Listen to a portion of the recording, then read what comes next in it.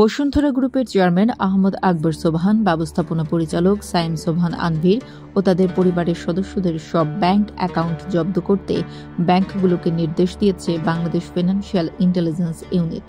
রোববার বিএফআইইউ এই নির্দেশ দেয়। নির্দেশনা অনুযায়ী আহমদ আকবর সোবহানের ছেলে সাদাত সোবহানের স্ত্রী সোনিয়া ফেরদৌসী সোবহান, বসুন্ধরা গ্রুপের ভাইস চেয়ারম্যান ও আহমদ আকবর সোবহানের আরেক ছেলে শাফিয়াত সোবহান, আনভীরের স্ত্রী সাবজিয়ান সোবহানের অ্যাকাউন্টও জব্দ করা হবে। ব্যাংকগুলোতে একটি চিঠি পাঠিয়ে প্রথম ধাপে 30 দিনের জন্য তাদের ব্যাংক অ্যাকাউন্ট জব্দ করতে বলেছে বিএফআইইউ। অর্থ পাচার প্রতিরোধ আইন 2012 এর আওতায় ওইসব ব্যাংক অ্যাকাউন্ট জব্দ করতে বলেছে। একই সঙ্গে ব্যাংকগুলোকে তাদের নামে থাকা লকার সুবিধাও ব্লক করতে বলেছে।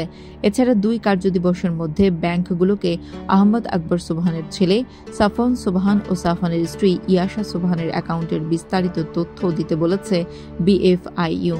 সম্প্রতি অপরাধ তদন্ত বিভাগ বসুন্ধরা গ্রুপের চেয়ারম্যান আহমদ আকবর সোবহান, ব্যবস্থাপনা পরিচালক সাইম সোবহান আনভীর ও অন্যদের বিরুদ্ধে অর্থ পাচারের অভিযোগ তদন্ত করার সিদ্ধান্ত নিয়েছে।